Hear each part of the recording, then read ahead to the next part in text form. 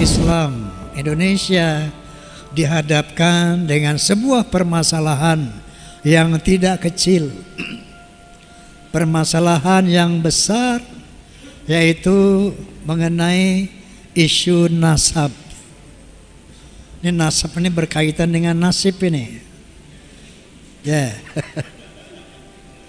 Isu nasab ini pertama muncul dengan adanya tesis Kiai Haji Imaduddin Utsman Al-Bantani. Kenapa beliau mengadakan penelitian sejarah tentang kebenaran zuriyah Nabi yang ada di Indonesia. Beliau terpanggil karena melihat arogansi oknum habaib yang tidak sesuai dengan akhlak Nabi Shallallahu Alaihi Wasallam. Misalnya saja yang marak kita dengar di media sosial bahwa seorang habib yang bodoh itu lebih mulia daripada 70 ulama yang alim. Ada lagi yang mengatakan kaki seorang habib yang bodoh lebih mulia dari 70 ulama yang alim. Kemudian ada lagi berita-berita khurafat yang disebarkan, didoktrinkan kepada umat. Misalnya saja yang sesungguhnya ini merendahkan Rasulullah Sallallahu Alaihi Wasallam, bahwa mereka mengatakan leluhur mereka Imam Fatih Al-Muqaddam itu mi'raj 70 kali satu malam. Tiap malam mi'raj 70 kali satu malam menghadap Allah Subhanahu wa taala. Artinya ini merendahkan Nabi kita Muhammad sallallahu alaihi wasallam, karena Nabi kita Muhammad sallallahu alaihi wasallam seumur hidup cuma satu kali mi'raj. Banyak lagi cerita-cerita khurafat bahwa hanya dengan sehelai kertas seorang ahli maksiat, kalau bawa ini kertas surat dari seorang habib, kasih tahu sama munkar wa nakir, ini surat dari Habib Fulan, insya Allah nanti kalau ditanya jangan jawab, kasih aja surat gue, masuk surga tanpa hisab.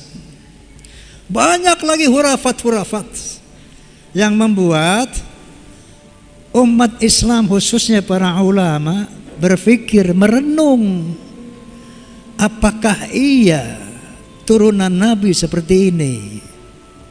Maka muncullah penelitian dilakukan oleh Kiai Haji Imaduddin Utsman Al-Bantani, membuat tesis melalui mengadakan penelitian. Beliau meninjau sejarah secara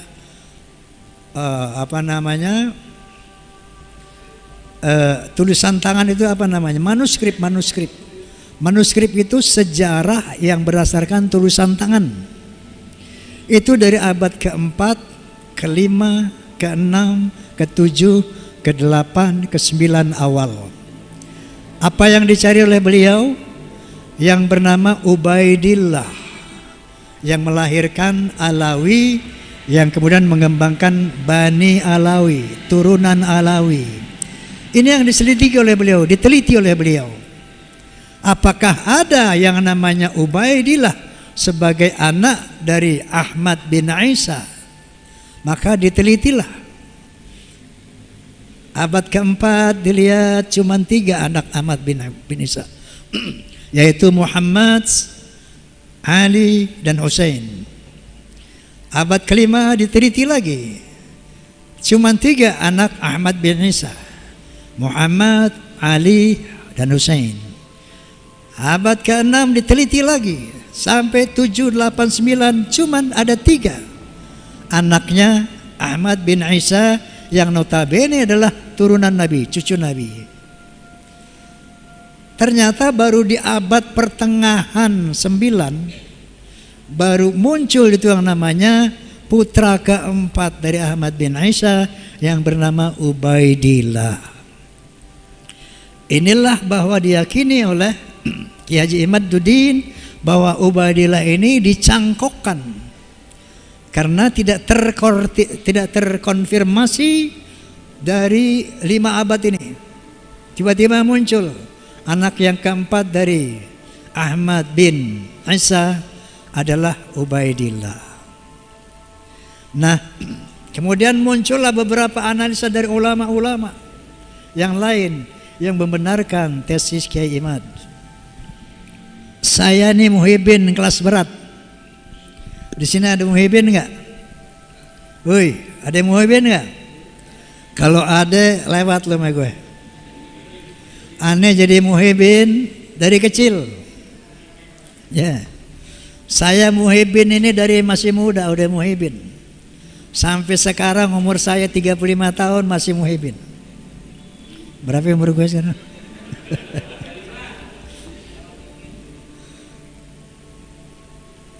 Jadi kalau bicara muhibin lu nggak lawan gue. Begitu saya dengar Kiai Imad pertama kali, saya suudzon bilang ini orang siapa sih ini?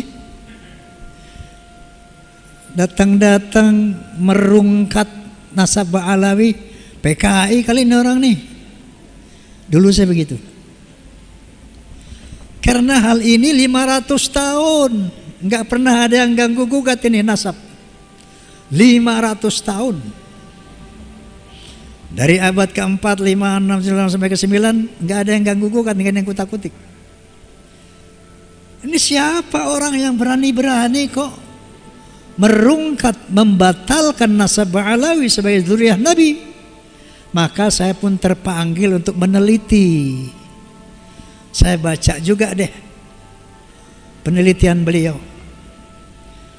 Tak, iya juga nih. Kemudian saya baca lagi dari yang mengcounter itu. Ternyata dari sana saya mulai sedikit meyakini kebenaran tesis Imaduddin, Kiai Haji Imaduddin. Saya baca counternya, katanya yang membuat itu Ali bin Abu Bakar As-Sakron. Dia bermimpi, dalam mimpinya Ubaidillah ini anaknya Ahmad bin Isa. Ubaidillah ini cucu Nabi berdasarkan mimpi. Ini secara hujah akliyah ini kurang bisa dipercaya. Oke, maka saya undanglah yang namanya siapa pertama itu? Guru Gembul. Tadinya Guru Gembul ini di podcast saya mau bicara tentang kasus Vina yang viral itu. Ya, tahu kasus Vina kan? Tadinya mau ngomong itu, tiba-tiba nyeletuk saya nih, teringat sama Ki Imad. Menurut ente nih Guru Gembul itu nasab Alawi bagaimana menurut antum? Ini saya pertama kali tanya orang di luar Kiai Imaduddin. Kalau menurut beliau nih, kalau saya lihat dari daftar Ba'alawi memang ada kejanggalan-kejanggalan dibilang. Janggalnya bla bla bla bla bla bla bla bla bla. Anda yakin semua? Oh, saya yakin. Anda sudah lihat? Sudah lihat. Jadi mereka Guru Gembul sudah meninjau.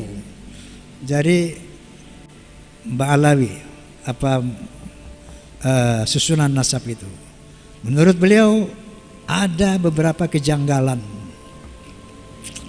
Dari sana saya tertarik untuk saya ditelepon Habib Rizik.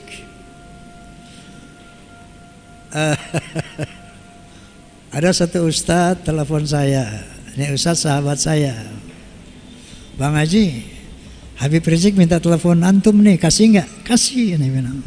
Kasih. Dia mau telepon antum nih. Gitu. Dia mau tegur ente nih Bang Haji. Anda bilang, emang siapa dia mau negur gue? Nggak lama malamnya Habib Rizik telepon saya. Mulai ngomong aja. Waalaikumsalam Bib. Masya Allah, aneh kangen sama ente nih Ji. Kemana aja ente? Ini Habib Rizik memang teman dari muda. Dari belum jadi ketua FPI. Teleponan deh itu. Ji, ente hati-hati Ji. Ini para Ba'alawi ini semua cinta antum. Dia bilang sama, Anda juga cinta Ba'alawi. Cinta baik. Coba hati-hati ente jangan terjebak sama orang-orang jahat. Habib Rizik pesannya gitu. Jangan terjebak sama orang jahat. Nah, coba itu ente undang tuh Gus Romel. Dia bisa mengcounter tuh Imaduddin. Baik, sebelum ente minta Habib, Ane udah jadalkan tuh Gus Romel. Besok dia podcast sama Ane. Seperti itu. Dan selanjutnya maka sampai podcast terakhir setelah dengan Romel baru saya undang Ki Haji Imaduddin. Setelah itu saya undang pimpinan Rabi'atul Alawiyah, yaitu Habib Taufik Assegaf. Sayangnya beliau bersurat kepada saya nggak siap datang. Kemudian saya undang ahli genetika Dr. Sugeng Sugiharto. Saya undang ahli filologi Profesor Menahem Ali. Saya undang ahli sejarah Profesor Anhar Gonggong yang baru kemarin. Udah lihat belum ente? Oi. Nah kemudian insya Allah besok, Jumat besok, saya undang Profesor, maksudnya Kiai, wakil dari Wali Songo, turunan Wali Songo, Gus Abbas dari Cirebon, Buntet. Dan insya Allah saya akan undang Habib Rizik Syihab. Akan saya undang juga yang namanya Habib Lutfi Pekalongan. Untuk apa? Untuk berdiskusi melihat yang mana yang benar, yang mana yang salah. Siapa yang benar, siapa yang salah. Karena ini sudah masalah umat, masalah bangsa. Seandainya Anda semua telah mengikuti podcast Bisikan Roma, Bincang Asik bareng Roma, sampai yang kemarin, pasti sudah paham. Pasti Anda sudah paham bagaimana persoalan yang sebenarnya. Oke, jadi ketika ada masalah-masalah di kalangan umat Islam, di kalangan bangsa Indonesia, ini kenapa saya katakan penting? Karena ada indikasi-indikasi kaum Ba'alawi ini mau menghegemoni, mau menjajah Republik Indonesia. Contohnya dengan membuat kuburan-kuburan palsu. Banyak sekali kuburan-kuburan palsu dengan nama Habib ini, Habib itu, Habib ini, Habib itu, hampir di seluruh Indonesia, dan sebagian besar sudah dibongkar oleh umat Islam. Dan pemalsuan nama daripada para wali, pemalsuan nama yang sangat viral, yaitu dari Sumo Diningrat yang diklaim sebagai Hasan bin Toha bin Yahya. Ini diteliti oleh para ahli sejarah. Ternyata ini adalah pemalsuan nama-nama, pemalsuan makam-makam. Kemudian ada klaim-klaim bahwa pahlawan nasional di Ponorogo adalah Ba'alawi, Imam Bonjol Ba'alawi, Tengku Umar, Tengku Jijitiro, semuanya Ba'alawi. Maka saya undanglah hasil sejarah Profesor Anhar Gonggong yang menyatakan dengan satu kalimat bohong. Dibuktikan dengan sejarah-sejarah. Sampai ada klaim bahwa Indonesia ini milik Tarim. Buktinya, lihat tuh, banyak kuburan wali-wali dari Tarim. Inilah kepentingan membuat kuburan-kuburan palsu. Indonesia milik Tarim. Inna lillahi wa inna ilaihi raji'un. Jadi tidak sederhana ini persoalan. Ternyata ini persoalan berat, besar.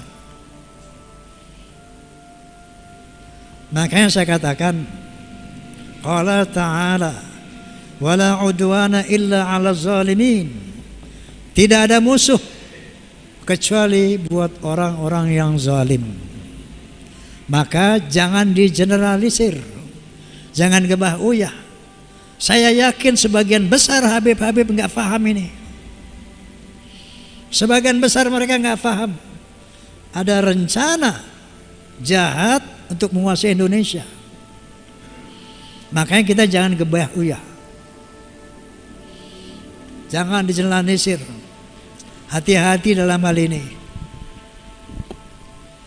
Jadi alhamdulillah proses hukum dari PBNU juga sudah berjalan. Maksud saya pengkritisian bahwa mereka bukan hanya memalsukan kuburan-kuburan, bukan hanya memalsukan sejarah Indonesia, bahkan sejarah NU juga dipalsukan.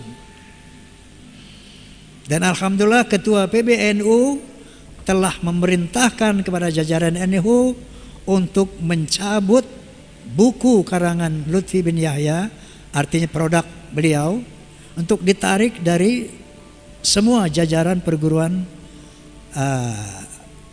Nahdlatul Ulama. Nah, artinya sudah mulai tercium adanya pemerkosaan, pembelokan sejarah PBNU itu sendiri.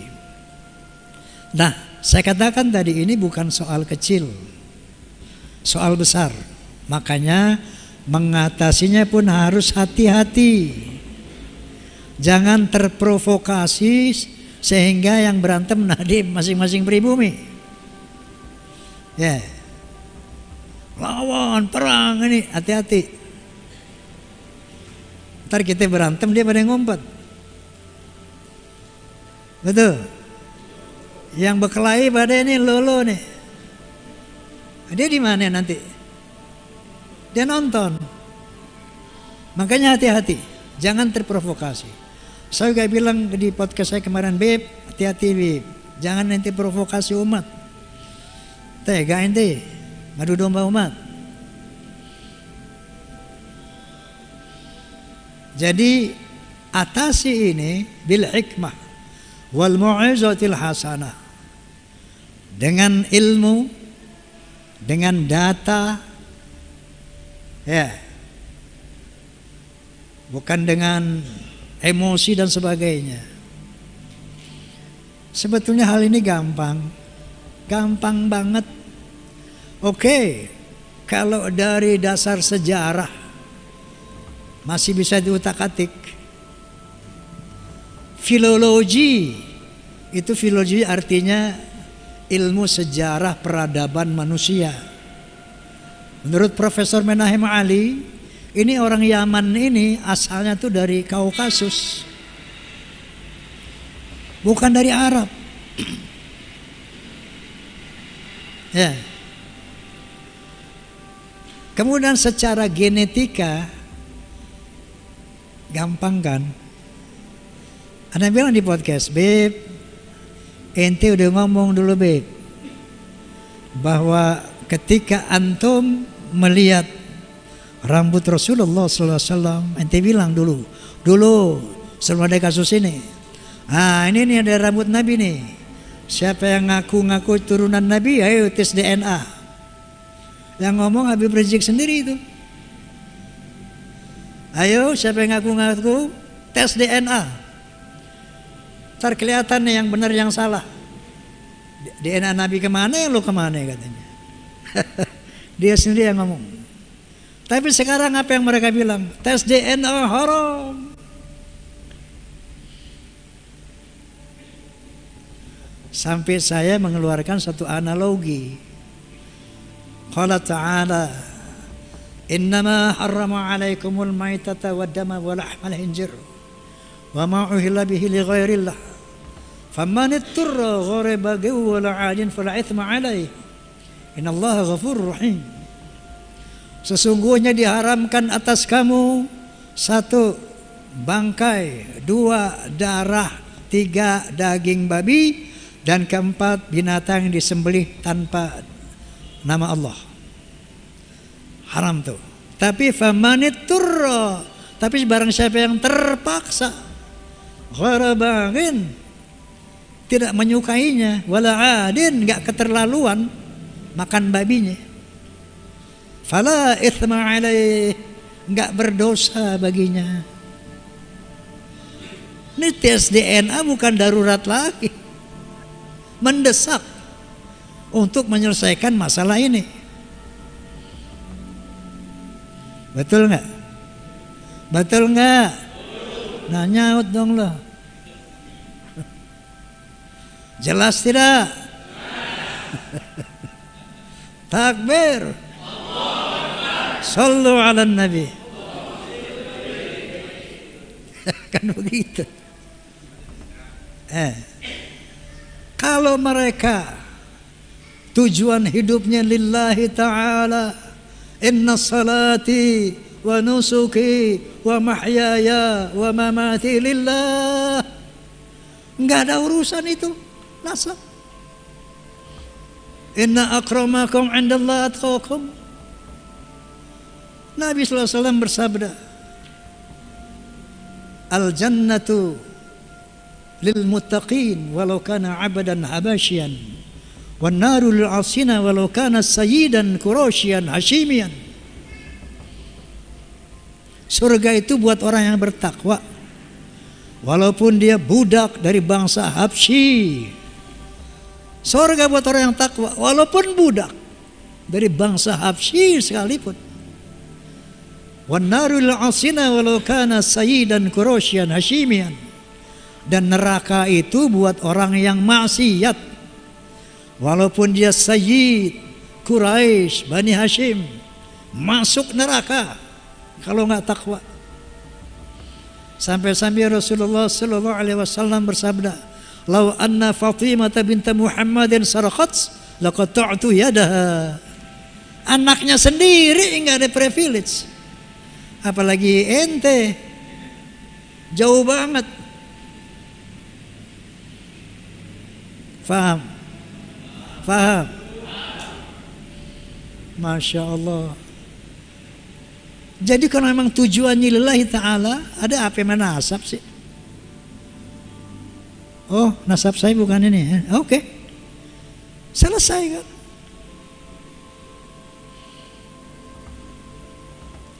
Secara sejarah nggak nyambung, secara DNA nggak nyambung, filologi nggak nyambung. Astaghfirullahaladzim. Masya Allah para habib, Masya Allah, ana uhibbukum, ana ini muhibbin. Habib Rizik, Habib Ali Kuitang, Habib Ali siapa lagi itu, Habib Sehan, Habib, sahabat aneh semua itu. Apakah dengan ada kasus ini kita harus putus persahabatan? Tidak.